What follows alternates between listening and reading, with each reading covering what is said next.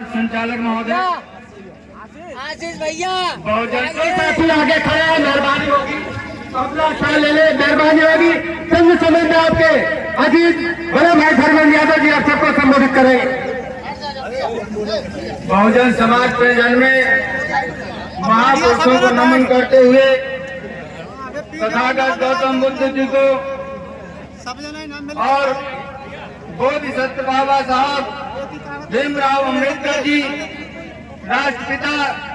ज्योतिबा फूले, राष्ट्रमाता सावित्रीबाई फूले और गरीबों, पिछड़ों, दलितों, मजलूमों, किसानों के मसीहा परम सत्य मां पूज्य नेताजी को श्रद्धा सुमन अर्पित करते हुए आज इस भागीदारी आंदोलन के माध्यम से आयोजित इस विशाल सम्मेलन को आज हमारे मुख्य अतिथि आदरणीय हम सबके नेता, यहाँ के सांसद, लोकप्रिय विकास गुरु के नाम से जाने जाएंगे हमारे धर्मेंद्र यादव जी, और इस कार्यक्रम की अध्यक्षता कर रहे आदरणीय भागीदारी आंदोलन मंच के माननीय राष्ट्रीय अध्यक्ष करण सिंह लोधी जी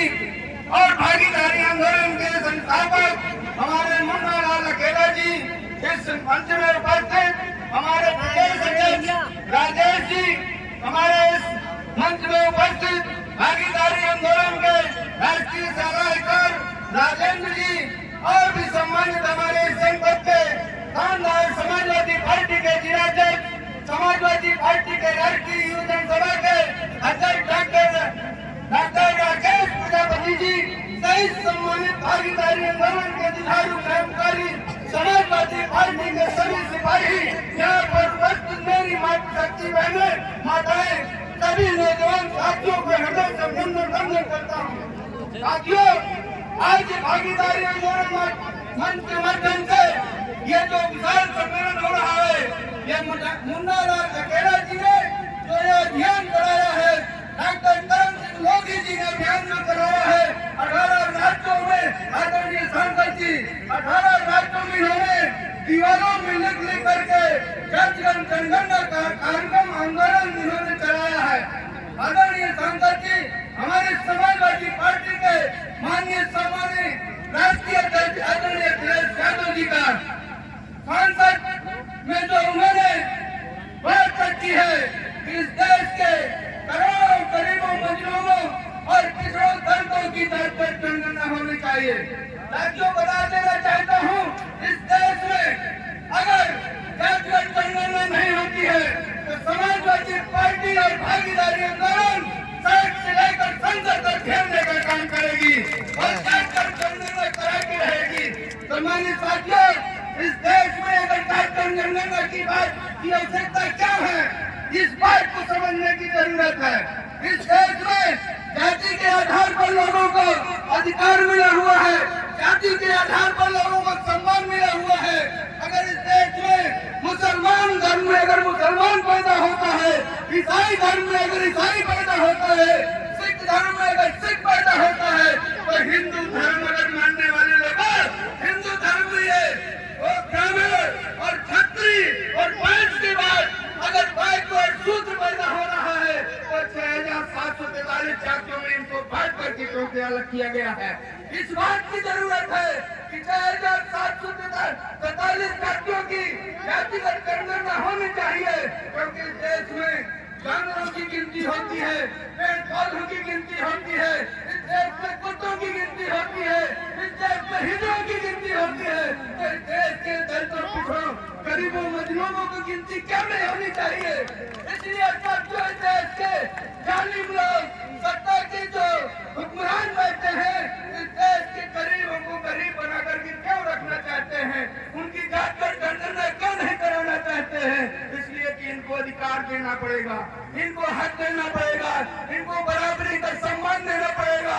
इनको बराबर की शिक्षा देनी पड़ेगी, इनको बराबर का स्वास्थ्य देना पड़ेगा। इसलिए जातिगत जनगणना नहीं कराना चाहते। सम्मानित साथियों, माननीय अखिलेश यादव इस देश में एक बात नेता है जो आदरणीय अखिलेश नेताजी के बच्चे नामे चलते, क्योंकि नेताजी ने हर वर्ग के लोगों को सम्मान देने का काम किया है। नेताजी ने जब मुख्यमंत्री रहते थे तो उन्होंने पहली बार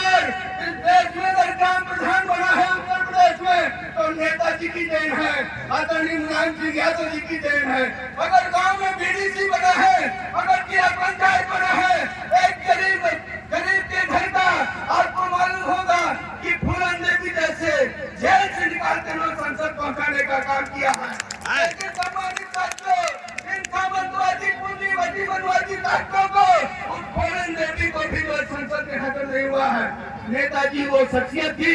इस देश में गरीबों, किसानों, पिछड़ों के लिए वो जो करके गए हैं, उन्हीं के चिन्ह पर चल के उसी बात को आगे बढ़ाने के लिए अखिलेश यादव जी ने आज के बीच में ठान लिया है कि मैं हर गरीब की मुस्कान लाने का काम करूंगा। उन्होंने जब मुख्यमंत्री थे तो एक से एक योजनाएं निकाली थी। अगर कोई गांव में बीमार हो जाता था, उसका इलाज नहीं होता था, तो अखिलेश यादव जी ने एम्बुलेंस की व्यवस्था की। एक फोन करो 10 मिनट में उस गरीब को अस्पताल में पहुंचाने का काम होता था। इसी तरह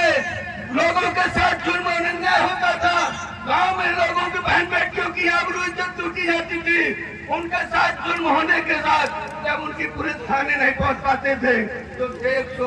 100 नंबर 100 डायल उन्होंने जारी किया था। इसलिए सम्मानित साथियों, अखिलेश यादव के साथ भागीदारी आंदोलन ने ठान लिया है। करण सिंह लोधी जी अखिलेश यादव जी के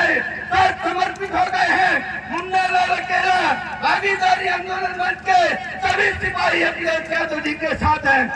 सम्मानित साथियों, इससे बजाय लोकसभा से अगर आपको संविधान बनाना है, इस देश में लोकतंत्र लाना है, गरीबों और मजलूमों को हक दिलाना है, तो आपको अखिलेश यादव जी के हाथों को मजबूत करना है और इस तानाशाही सरकार को खत्म करना है। इन्हीं शब्दों के साथ, क्योंकि मैं समय बहुत ले रहा हूँ, आदरणीय माननीय सांसद जी को सुनना है और सारे होता है एक जोरदार नारों के साथ, जुल्मी कब तक जुल्म करोगे, गलियारों से जुल्मी कब तक जुल्म करोगे, गलियारों से जुल्मी कब तक जुल्म करोगे, गलियारों से अभी